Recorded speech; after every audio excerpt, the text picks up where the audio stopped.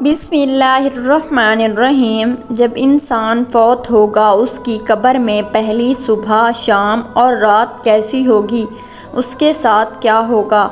موت ایک ایسی حقیقت ہے جس پر ہر شخص یہ یقین رکھتا ہے کہ اس سے دو چار ہونا ہے اور اس کا تلخ جام پینا ضروری ہے۔ یہ یقین ہر قسم کے کھٹکے شبہے سے بالا تر ہے، کیونکہ جب سے دنیا قائم ہے کسی نفس و جان نے موت سے چھٹکارا نہیں پایا ہے۔ کسی بھی جاندار کے جسم سے روح نکلنے اور جدا ہونے کا نام موت ہے۔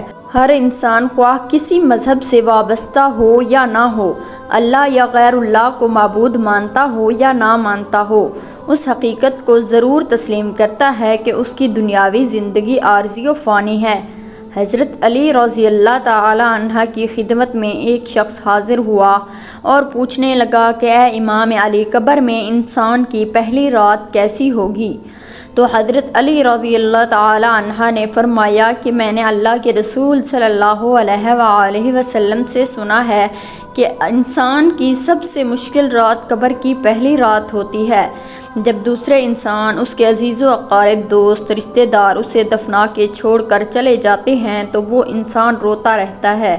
ہر ایک دوست کے پاس آتا ہے اور اسے روکنے کی کوشش کرتا ہے کہ مجھے چھوڑ کر نہ جاؤ، لیکن افسوس اس کی آواز کوئی نہیں سنتا۔ حضرت ابو سعید رضی اللہ تعالی عنہ سے روایت ہے، کیا حضور اکرم صلی اللہ علیہ وآلہ وسلم نے فرمایا، لوگوں اپنی موت کو یاد کیا کرو۔ قبر ہر دن اپنے مردوں سے اعلان کرتی ہے کہ میں غربت اور تنہائی کا گھر ہوں، کیڑے مکوڑوں کا گھر ہوں، مٹی کا ڈھیر ہوں۔ جب مومن کو دفن کیا جاتا ہے تو قبر اسے مرحبا کہہ کر خوشخبری دیتی ہے کہ میری پشت پر چلنے والوں سے تو بڑا محبوب تھا، آج میں تیری ہو گئی اور تو میرے پاس آ گیا، آج میرا احسان دیکھ۔ یہ کہہ کر قبر کشادہ ہو جاتی ہے اور جنت کا دروازہ کھول دیا جاتا ہے، جہاں سے اس کو تازی ہوا آتی ہے۔ حضرت ابو ہریرہ رضی اللہ تعالی عنہ کا بیان ہے کہ حضور صلی اللہ علیہ وآلہ وسلم ایک جنازے میں شریک تھے اور میں بھی آپ صلی اللہ علیہ وآلہ وسلم کے ہمراہ تھا۔ آپ ایک قبر پر بیٹھ گئے اور فرمایا، یہ قبر ہر روز بآواز بلند کہتی ہے کہ آدم کی اولاد، تو کیوں مجھے بھول گیا؟ کیا تجھے یہ معلوم نہیں کہ میں تنہائی کا گھر ہوں، غربت کا گھر ہوں، وحشت کا گھر ہوں اور کیڑے مکوڑوں کا گھر ہوں، مگر اللہ جس کے لیے کشادگی کا حکم فرمائے گا اس کے لیے کشادہ ہو جاؤں گی۔ اس کے بعد آپ صلی اللہ علیہ وآلہ وسلم نے فرمایا، اے قبر، تو یا تو جنت کا چمن ہے یا تو پھر آگ کا ایک تندور ہے۔ حضور اکرم صلی اللہ علیہ وآلہ وسلم نے فرمایا کہ مردہ جب قبر میں رکھا جاتا ہے تو قبر اسے کہتی ہے، اے ابن آدم، تو ہلاک ہو، تجھے کس چیز نے مجھ سے دھوکے میں رکھا؟ کیا تجھے معلوم نہ تھا کہ میں کیڑے مکوڑوں کا گھر ہوں؟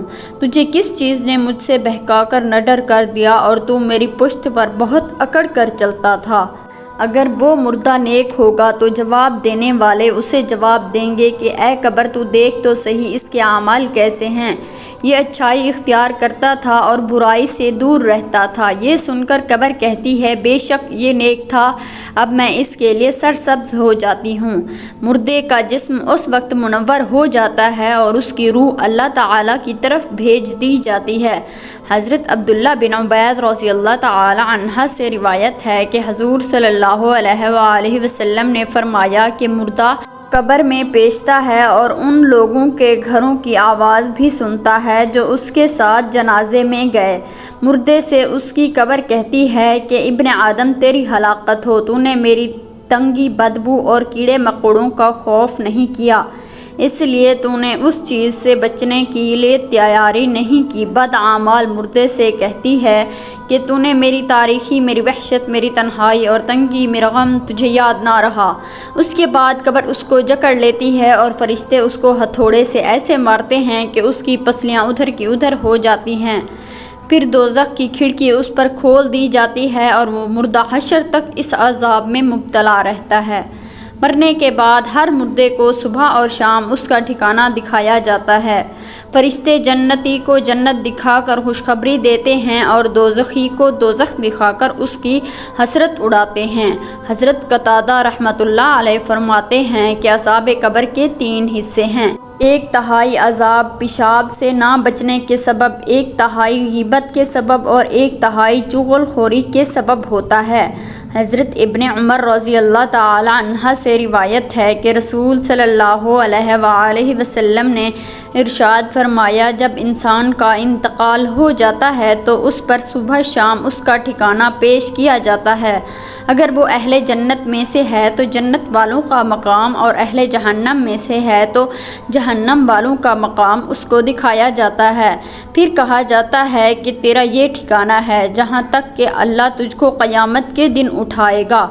اس طرح حضرت عائشہ رضی اللہ تعالی عنہا سے روایت ہے کہ ایک یہودی عورت ان کے پاس آئی اور اس نے عذاب قبر کا ذکر کرتے ہوئے حضرت عائشہ رضی اللہ تعالی عنہا کو دعا دی، اللہ تعالیٰ آپ کو عذاب قبر سے بچا لے۔ حضرت عائشہ رضی اللہ تعالی عنہا نے رسول صلی اللہ علیہ وآلہ وسلم سے اس بابت سوال کیا کہ کیا واقعی عذاب قبر ہوتا ہے؟ تو رسول صلی اللہ علیہ وآلہ وسلم نے فرمایا، جی ہاں، عذاب قبر برحق ہے۔ حضرت عائشہ رضی اللہ تعالی عنہا فرماتی ہیں، اس کے بعد میں نے رسول صلی اللہ علیہ وآلہ وسلم کو ہمیشہ دیکھا کہ ہر نماز میں آپ عذاب قبر سے پناہ مانگتے تھے۔ سیدنا ابو سعید خدری سیدنا زید بن ثابت رضی اللہ تعالی عنہ سے روایت ہے کہ انہوں نے فرمایا کہ ہم قبیلہ بنو نجار کے ایک باغ میں نبی کریم صلی اللہ علیہ وآلہ وسلم کے ساتھ تھے اور آپ صلی اللہ علیہ وآلہ وسلم خچر پر سوار تھے۔ اچانک وہ خچر اس طرح بدکا کہ نبی کریم صلی اللہ علیہ وآلہ وسلم کو گرا دیتا۔ وہاں دیکھا تو 4، 5 یا 6 قبریں تھیں۔ ارشاد فرمایا، ان قبر والوں کو کون جانتا ہے؟ ایک شخص نے کہا کہ میں جانتا ہوں۔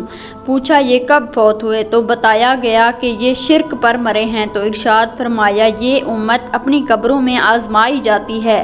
اگر مجھے اس بات کا اندیشہ نہ ہو کہ تم مردے دفن کرنا چھوڑ دو گے تو میں اللہ تعالیٰ سے دعا کرتا کہ وہ تمہیں وہ عذاب قبر سنا دے جو میں سنتا ہوں۔ سیدنا زید رضی اللہ تعالی عنہ نے کہا، پھر نبی کریم صلی اللہ علیہ وآلہ وسلم ہماری طرف متوجہ ہوئے اور فرمایا، تم آگ کے عذاب سے اللہ کی پناہ مانگو۔ صحابہ کرام رضوان اللہ نے کہا کہ ہم جہنم کے عذاب سے اللہ کی پناہ مانگتے ہیں۔ اللہ تعالیٰ سے دعا ہے کہ ہم سب کو مرنے سے پہلے مرنے کی تیاری کرنے کی توفیق عطا فرمائے، اور جو مسلمان اس دنیا سے جا چکے ہیں ان کی بخشش عطا فرمائے، آمین۔